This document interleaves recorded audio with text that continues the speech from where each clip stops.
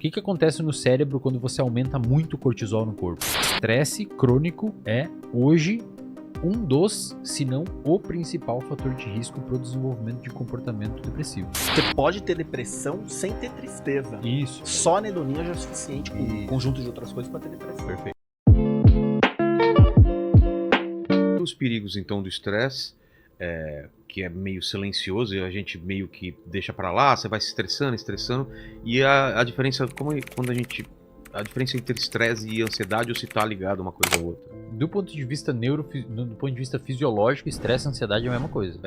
Se você ficar ansioso, vai ter uma liberação de neurotransmissores e substâncias químicas na sua periferia idêntica. Agora, lembra daquele sistema que eu falei pra vocês anteriormente, que ele é muito bom para fazer você lutar ou fugir de um cachorro que tá atacando lutar contra um cachorro que tá atacando seu filho, ou você fugir de uma cobra? Aquele sistema, cara, ele é um sistema, quando você vai olhar a neurofisiologia dele, ele é um sistema extremamente bonito, cara. Inclusive tem um cara chamado Hans Selye, que publicou em 1936 o primeiro artigo falando sobre isso. Na época estavam discutindo o que é homeostase, não sei o quê. E ele publicou um artigo com a seguinte frase: estresse é uma resposta endocrinológica orquestrada frente a fatores nocivos para a nossa saúde. O que significa isso? Quando você se submete ao estresse, você tem uma liberação específica de uma série de substâncias que são as mesmas substâncias no seu cachorro, no seu gato, exatamente as mesmas, o eixo de resposta é extremamente parecido, por isso que é evolutivamente conservado, que vai permitir com que você tome que você tenha um comportamento principalmente de luta ou fuga frente a uma situação perigosa. O problema, cara, é que hoje esse mesmo sistema, ele tá ativo quando a gente tá no sofá assistindo o jornal ou no escritório trabalhando. Então, um sistema que durante centenas de milhares de anos de evolução foi selecionado, eu ia falar foi selecionado para, mas eu tinha um professor que falava que a gente nunca é selecionado para nada. Foi selecionado num contexto onde precisava dele. Só que assim, o sistema era uma zebra, viu um leão, fugiu, desligou o sistema. Um chimpanzé viu um leão, fugiu, desligou o sistema. Hoje a gente tem esse sistema ligado, entre aspas, de forma crônica durante a nossa existência, principalmente durante esses estressores crônicos.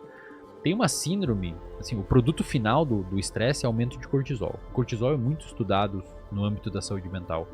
Tem uma síndrome chamada de síndrome de Cushing, que a pessoa tem um tumor apertando ou o hipotálamo, ou pituitária, ou a glândula adrenal, suprarrenal, que faz com que a pessoa libere muito cortisol e a pessoa é como se ela tivesse quimicamente estressada o dia inteiro. Ela tem muito cortisol o dia todo no corpo dela, por conta dessa síndrome de Cushing.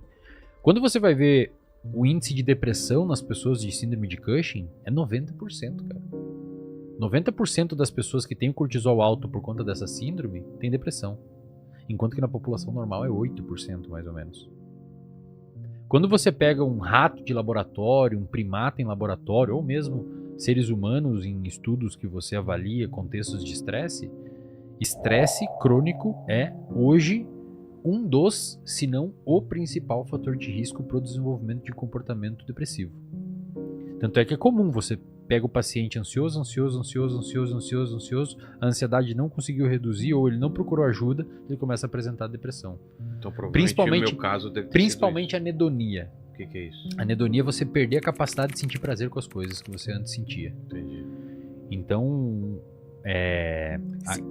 Um segundo. Você pode ter depressão sem ter tristeza. Isso. Só a anedonia já é suficiente, com um conjunto de outras coisas, para ter depressão. Perfeito. A depressão não precisa ser aquela melancolia clássica de filme. Às vezes você pode passar no supermercado uma pessoa com um transtorno depressivo maior, com depressão, e você não tem noção. A pessoa conversa normal e tal. Porque lá tem nos diagnósticos, pode ser humor deprimido ou perda da capacidade de sentir prazer com as coisas. Então, você gostava de podcast, agora já não gosta mais. Gostava de ir ao cinema. Você gostava de cinema, não gosta mais. Você viu seus amigos, não gosta mais. Transava, não transa mais. Enfim, aquilo ali parou de ser recompensador para você. E olha que legal a questão de plausibilidade biológica. O que acontece no cérebro quando você... Isso foi visto em estudos em modelos animais. O que acontece no cérebro quando você aumenta muito o cortisol no corpo? os primeiros neurônios a ter os receptores internalizados, que a gente chama de downregulation, são os neurônios produtores de dopamina, que é o que faz você ter vontade de fazer as coisas que você gosta de fazer. Então, o estresse, cara, pro cérebro crônico é um puta de um pepino gigantesco. Sem falar que, do ponto de vista fisiológico, aumenta a chance de diabetes, aumenta a chance de ansiedade, aumenta a chance de obesidade, aumenta a chance de um monte de coisa. E hoje em dia, acho que até pelo contexto que a gente vive, ser um contexto mais polarizado, rede social, você citou até um amigo seu que sofreu um cancelamento, e as pessoas se expondo, e muita briga, cara, é preciso tomar muito cuidado com o estresse. Ou gente que trabalha com números na internet, vê os números caindo, se mantém. O bagulho é gamificado, puta problema, velho. Verdinho, vermelhinho, mais que a média, menos que a média, esse vídeo tá indo mal. Isso agora, olha que interessante, Vilela.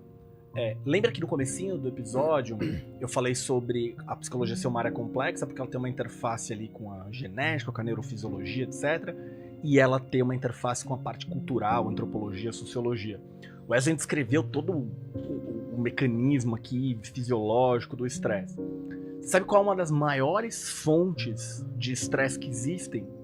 Desigualdade social. Quanto maior a desigualdade social que um país tem, mais de pessoas deprimidas você tem nesse país.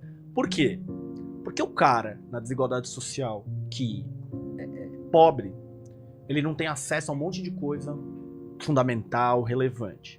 O cara que tem boa condição financeira tá o tempo inteiro com medo de ser assaltado, sequestrado, roubado, etc.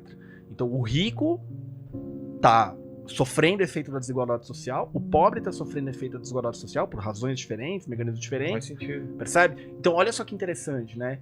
Uma condição cultural, né, estruturada aqui numa sociedade ativa todo um sistema aqui do teu organismo, a fisiologia, o eixo, o cérebro, tal, não sei o que lá, e tudo isso aqui especificado na história de vida de cada um. Você é lá o número do podcast, talvez eu sou o, sei lá, né, se meus pacientes estão melhorando ou não, ou, sei lá, se minha mulher tá brava comigo ou não, percebe, assim? Entendi. Então você tem...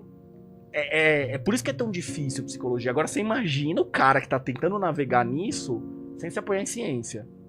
Né? Se você não conhece o dado da desigualdade social, você não sabe o mecanismo neurofisiológico, você não sabe as estratégias para ajudar uma pessoa que tem esse tipo de sofrimento. Puta, o cara tá num achismo, cara. Você vê como a gente acaba voltando, né, pra relevância da ciência nesse bololô todo aqui. Né?